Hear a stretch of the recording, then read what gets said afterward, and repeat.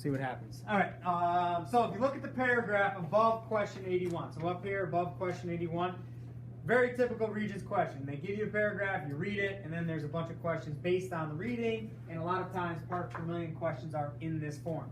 So the last sentence, so if you were confused as to where these numbers came from, look at the last sentence in the paragraph. It says, a chemist determined that a 175 gram sample of the town's water. What does that mean? That's the solution. That's the bottom, because on your reference tables, I think that's how it's worded. Yeah, mass of solution on the bottom. So that's your solution, the sample, right? The town's water. So that's 175. Then it says contains 0.000250 grams of, what is it? Fluoride. So that's going to be your solute. Solute goes on top, solution goes on the bottom. It's always going to be small on top, bigger on the bottom. Always. Okay, it's always less dissolved, more solvent, solution, sorry. Divide, multiply by a million, 1.43, very good. That's how we do number 83. So if you had trouble setting it up, I get that, right? Plugging it in and you haven't done it yet, it's practice, we're just doing it for the first time, but the math should be easy. Same thing here for 71, go to 71. On this side, it's talking about dissolved oxygen. So it says determine the DO concentration in the fish tank if it's healthy, sorry. So this number came from, again, up top, the last couple sentences there. It says you have 3,800 grams of fish tank water, the 2.7 times 10 to the negative 2 grams of dissolved oxygen. So here's your dissolved oxygen, here's your water, the amount of water in the fish tank. Solute divided by solution times a million, 7.1. One thing I forgot to tell you, or he forgot, either way, ppm, parts per million. So 7.1, I think that's right. Who else got 7.1? Anybody? No one else got 7.1. I rounded. I got 7.1. You didn't even do it. Did you do it in the locker room? No, I didn't. Yesterday, no. Lab today. I did not. Hey, Jake, I obviously didn't do it in lab today. I don't know. Did you hand in that last time? Yeah. Okay, good. Yeah, 7.1. 7.1. Yep. So that is the answer to 71. So if you didn't get this correct, I'm not sure where. All right, enough. I'm not sure where it broke down. Maybe you just didn't know where to get the numbers from. That's fine. That's what I'm trying to explain to you. So it's in the reading, right? You got to read which one is the solvent, solute, and which one is the solution. The water sample will always be the solution. Water sample will always be the solution. And is it safe? He says yes. Xavier, tell me why. Because it's over 1 part per million. Well, it tells you. Look at the second paragraph up in the top there. The last sentence. Oh, it has to be higher than 6 point. Oh, wait. That's not it. Oh, second sentence. Second sentence, I'm sorry. I saw the numbers. The second sentence, I'm sorry. It has to be between 6 parts per million. And 8 parts per million. Right, so it's between 6 and 8, 7.1, so it's safe. So very typical Regents question. Not only do you get an answer, you have to explain it. So, Shelby Johnson, let's say you got an answer of 9.1. So you get no points for that, because that's wrong. What would you write here? Is it safe or not safe? If you got 9.1? Wait. So let's forget the answer is 7.1. Forget that. Let's say you got 9.1. What would you write for is it safe or not? Am I confusing you? Yeah. Okay. So forget this answer. Let's say your answer was 9.1 parts per million. Go back up to the first sentence in the paragraph where it says a dissolved oxygen concentration between 6 parts per million and 8 parts per million is best for fish. So if you got an answer of 9.1, would you say it's safe? No. Why? It's above 8. Very good. Why am I explaining this to you guys? Because sometimes on the Regents, believe it or not, you're not going to get every question right. If you get 100, that would be awesome, but I've only had one the entire time I've taught one kid get 100. Who's that? Adam 40. I've had 98s, I've had kids get close, but anyways, the point is, you're going to make mistakes sometimes, right? So maybe you make a mistake, you get 9, don't make another mistake and get that one wrong too. That's the easy answer. So you get a point for the right answer based on the wrong answer. So in other words, if you got a concentration outside of 6 and 8 and you said no, it's not safe, you get a point for that. Just making that clear so you do as well as you can on the test, right? All right, so that's 71. So we did 83. All right, 36. I'm just gonna. That's very neat, but I'm gonna rewrite it just so it's a little bit bigger, so everybody in the back can see. So she had 5 equals x over 1,000, and that's all times 1,000,000. Okay. So how do we solve for x? She got the right answer, 0.005. Jake, what would you do? Algebra time. How do we solve for x? First step. What would you do? Mathematically. No, I don't know what I do. Yes, you do. I'd raise my hand and ask for this. Are you still wrestling? Yeah. So that means you're doing pretty well in school. So how do you do that? You know how to do it. Yes, you do. No, I'm in pre-algebra. I feel confident you do, but I'll leave you alone. That's okay. Someone help me out. How do I solve for x? You gotta multiply it by something to get rid of the. I don't want to multiply yet. I want to do something else first. Yeah, I don't know that. And there's actually a couple different ways. Sorry, I didn't mean to cut you out. There's a couple different ways. Hopefully you're going to go with what I'm thinking. Yeah, let's do that. Let's divide by 1,000,000. Why do we do that? Rick?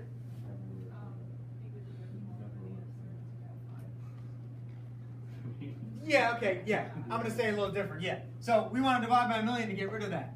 So now this side of the equation doesn't have 1,000,000 on it anymore, right? So we got rid of that. So now we have to divide this side by 1,000,000.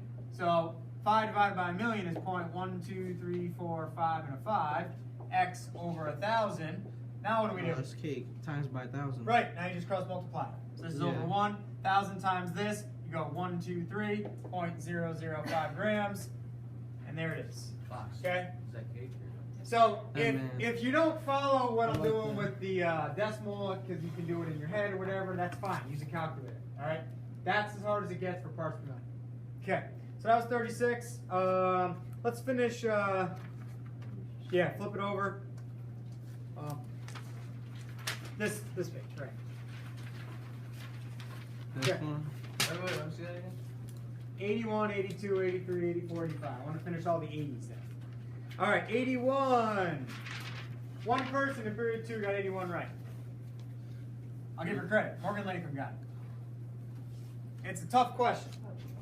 Does anyone think they got it right in here? Yeah, I got it right. 81 Yep, go ahead. What do you got? for 81. Yeah, go ahead. The fluoride ion. Yeah, go ahead. Do you want me to draw it? Tell me what to write. All right, so you gotta put the F. F, Obviously. there you go. And then I put. Well, that's good because some kids try to tell me it's FL. FL isn't up there, so F, good job. Okay, and then you're gonna put 2 dots on the left side. Okay, and then 2 dots on the top, 2 dots on the bottom, and 1 dot on the right. Okay, and then since it's an ion, it's gotta be negative. It's negative. Very good. Are you done? I think so. Don't be done. I put like brackets done. around it, but I don't think it's right. Where did you get that from? What do you mean? Why did you put brackets around it? I don't know. Why? Be honest with me right now. Where'd you look it up? Where'd you look it up? Online? The internet. You look up on the Regents Answers or whatever? Well, I didn't know Be because honest it was with an me. ion. So you went to June 2004? No, I didn't do that. I had the fluoride. I knew how But to you do looked it up. Listen. No, I did the fluoride, but it was an ion, and I knew it was I'm not doing different. that. I'm gonna rat him out right now. He looked out like the whole lab. I'm not. No, I listen, listen to me. I'm being honest right now. If you do your homework and you try and do something, try to do it, and you can't, and notes don't help or whatever, look it up. I'm fine with it. I'm fine with that. But the reason I knew it and I called them out or whatever is because I don't really teach the brackets sometimes. I forget to, and I wasn't here to teach that. So you were I know just for checking sure me. you You were were taught just that. checking me. So I thought I needed the brackets. I knew. So I didn't need the brackets. You don't really need the So brackets. you were just checking me. You I were was just just checking. calling you out, yeah. So, does Okay. it look something like that, basically? All right. Yeah, it looks just like Yeah. that. So, but you didn't get it right though. So you, Wait, what? after all that, you didn't get it right. There's one thing you forgot. What's that? Ion, so there's. If it's an ion, it means it lost or gained an electron. It gains an extra It gains an extra one. So how many dots should it have? 8. Why'd you erase that whole thing? You could have just added another dot. And it's just more dramatic. Oh. So I had- that's the correct answer. So let me explain. Who got it? I did. Devin, not Yeah, I mean, two people Devin, got I it. because of Jimmy though. Devin, you put the Oh, brackets that's on? okay. You asked for help. It's fine. All right. Me So too. I asked for help. now, stay with me. This is fluoride, which means it's an ion. How do I know? How does he know? How does anyone know? Besides looking it up online, you go to your periodic table. Jake, stay with me. Hey, shh. On your periodic table, inside the box for F, you see a -1. That's the ion it forms. So fluoride is -1. Fluorine is just F. I'm gonna make that very clear. Fluorine, fluoride. Fluorine, fluoride. Fluorine only has 7. That's fluorine. But if it becomes an ion, it gains 1. So, and yeah, I don't know what you're talking about, but Jimmy was real good at chemistry. All right, back to this. That's like 4 years ago. 82. What is the chemical formula for tin 2 fluoride? Isla, what do you think? I put SNF. Very good. SNF2 is correct. SN is +2. That's what that Roman numeral 2 means. -1. I need 2 of them to balance out a +2. So SNF2. Very good. And 84. Is it safe to drink? Well, the answer to 83 was what? 1.43? Yeah. So is it safe? Yes, because it's underneath 4. If you look back in the paragraph, it says it cannot exceed 4 parts per million. So that's underneath 4. So it's safe. And then 85. I'm just going to give you some. Some kids last period 2 said tie their hair back. Someone said use or do the reaction or do your work in a fume hood. Anyone else have another one? Don't snort. Don't eat it or drink it. I suppose you could write that. Smell it. Don't smell it. Anything else? It's It's hard to get that one wrong. You get almost anything that you know. Eyewear. Well, it says safety goggles, right? Oh. Ryan, just look it up on your phone. Right. You could say wear a face shield. That'd That's work. what I meant Yep. when I said it. Is that what the Yeah. internet said? You could. That's what the internet. 70 on this page here. Then we gotta move on. I only looked it up on the internet because I knew it was an ion. It's alright? okay. I have didn't know no what to problem do. with that. It's homework. You're supposed to do that if you don't know. Alright. All right. 70. State how an increase in temperature affects the dissolved oxygen solubility, right? That's essentially what it's asking. If you increase temp, how does that affect the solubility of the oxygen in the water? Nicole, what do you think? If we heat up the water, how does that affect the solubility of the oxygen in the water? It stays in there at the higher temperature. So, if we heat up, let me just rephrase. So, if we heat up the water, the oxygen dissolves better or worse? Better. Better. Try again. Worse. Good job. Here's why. Soda. The analogy last week I used with soda. Zach, pay attention. The analogy last week with soda, I said we keep it cold. Why? So the particles don't move as much. So they don't move as much and they Stay firmly long. don't escape. They penguins, right? Goats, sheep. They come together, they stay dense, they stay in. So this question, number 70, a lot of students got wrong. I remember certain questions over the years. I remember this. So it's not a big deal. It's very common that you read it and you say, oh, it must be increased, because increased temperature, things dissolve better. Yes, except for gases. So just remember, gases is the opposite. So the answer to this question is decrease. We want it to be cold to increase the solubility. The question's worded kind of funny. It's just a tough question, I think. So that's why I give it to you. So we practice that type of question. So increased temp decreases solubility because the gas will spread out and leave the solution. That makes some sense? Yeah. Okay. All right. Put that away. Take out your notes. Can I go to the bathroom real quick? Man, I wasn't even here in lab. You could have went in lab. In lab, I was doing that You thing. could have went. Go to the bathroom in lab from now on. How many times I gotta say it? But Like a million you always times? tell me this, right? But we're always doing something in lab. Right, but it's more important to be here in class, in my opinion. So go in lab. Go now, but from now on, go in All lab. right. And then we'll have this conversation again probably on Friday. What about when they're sharing outside? All right. You're gonna need a calculator for what we're doing, so grab one if you need it. I'll just use my phone. I don't want you using your phone.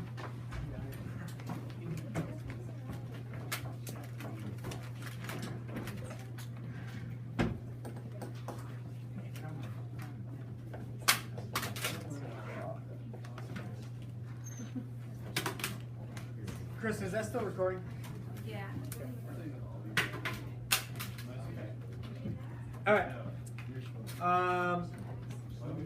Jake, before you sit down, follow me. Where?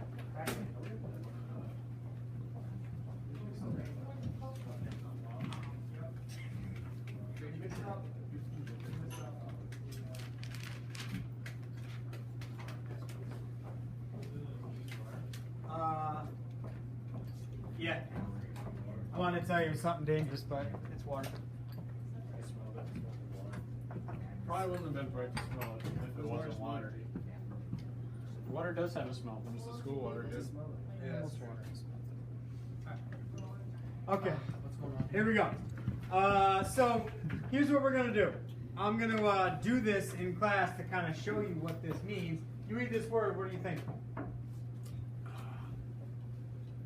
Die, I think death, I think. Makes it weaker, good, weaker. I want you to think weaker. What else? Dilution, what do you think of? Sugar, okay. What else? Watered down, right. So we're gonna take this, which is called a stock solution. So it's That's something iodine, right? What? No, it's not iodine. We take a stock solution, which is from the stock room. That's what that back room's called. Stock solution means like the original solution. So we're gonna take this. This has a molarity of 20, pretty concentrated. We're gonna take a little bit of this, pour it in here, and then we're gonna pour water on top of it up until this line right here. This is called a volumetric flask.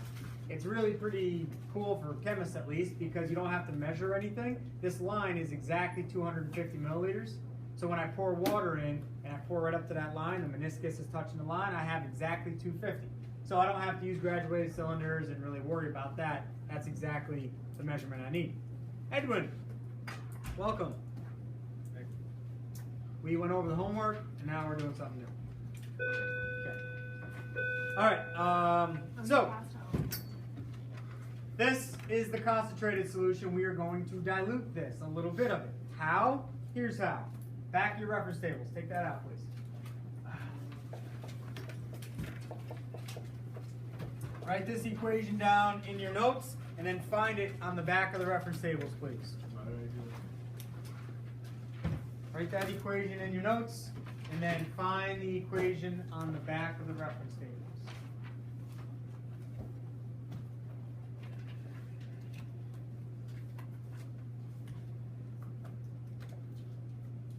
Oh, that was your New Visions thing? New Visions? Yeah. How was it? Pretty good. Good. Good job. Okay. Can anyone find an equation on the back of the reference table that looks sort of like that, but not exactly? Yes, I think you all probably can. Evan, what is it? Nope. Look harder. Look further down.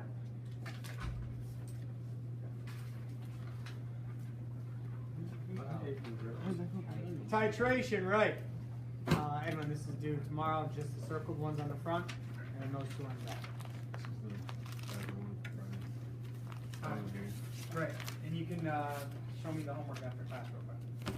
Alright, yeah, titration, good. So titration, you're looking at the back of the reference tables now, is MA times VA equals MB times VB. Instead of A and B, we're using 1 and 2. This is 1. This is solution 1. What we're going to make is solution 2. Okay? Again, we're going to use this equation. I'll give you a problem. You're going to solve it. And then we're going to literally do it up here so you can kind of see what's going on. Sometimes, you know, I try and do demos, but a lot of stuff we learn, it's hard to see, right? But you can see this, so that's why we're going to do it.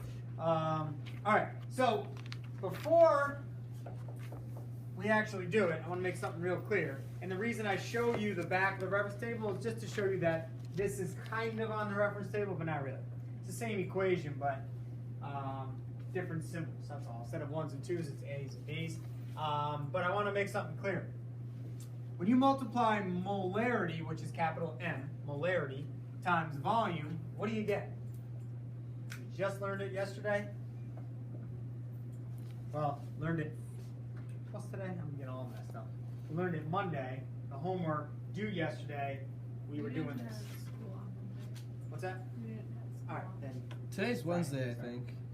Yes, today's Yeah, today's Wednesday. What's molarity times volume equal? Look at the molarity formula. You're on the back of the reference tables anyway. Look at the molarity formula. What's molarity times volume equal? More algebra. Real simple. Look at the molarity formula. Molarity times volume. What would that equal? Zach, what would that equal?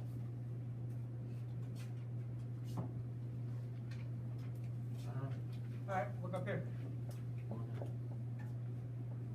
So here's molarity, here's the volume in liters.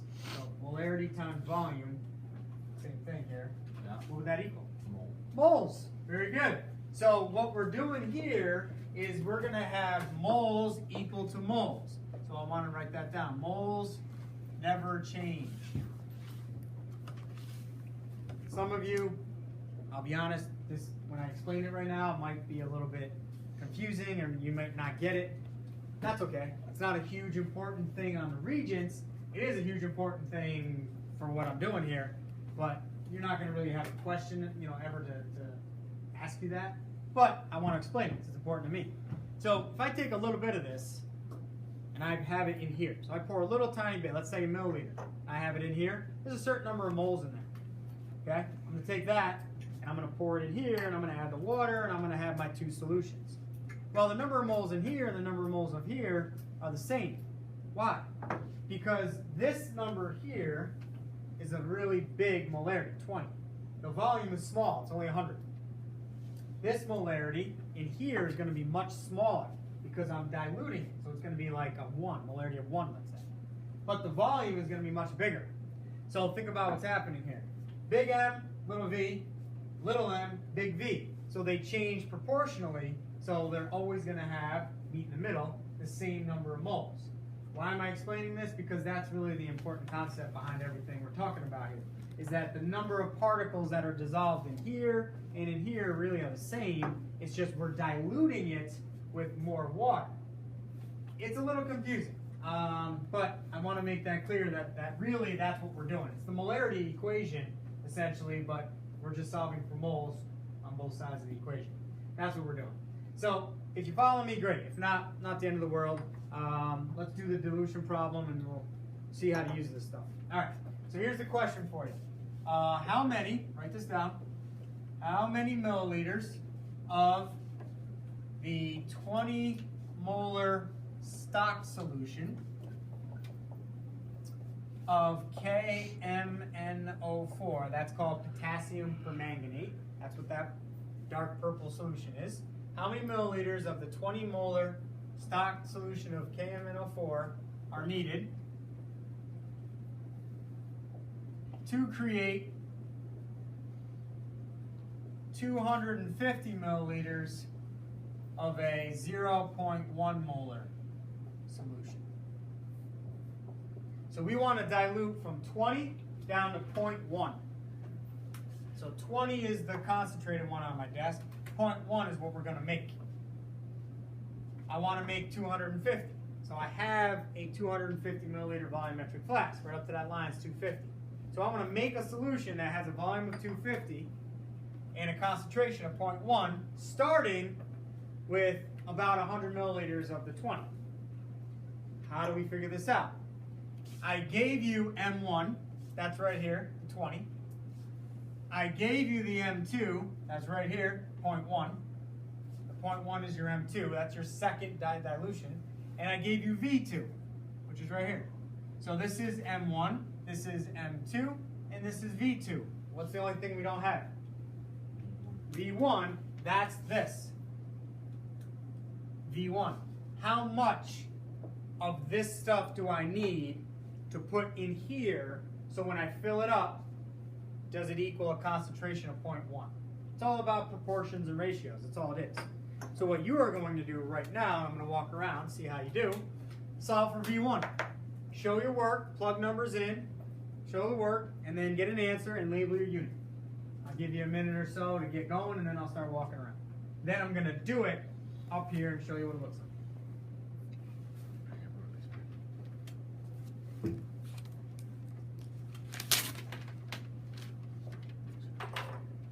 Sorry about that.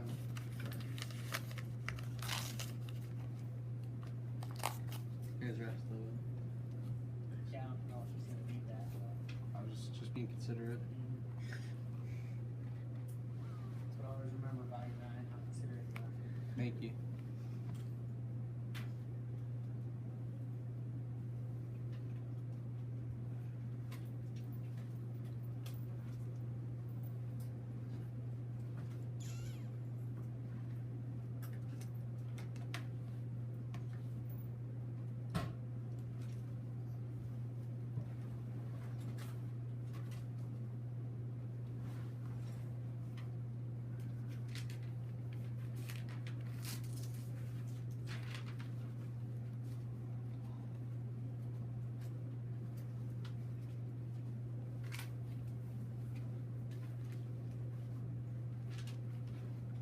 All right, let's see how we're doing here. Let's see some units on your answers.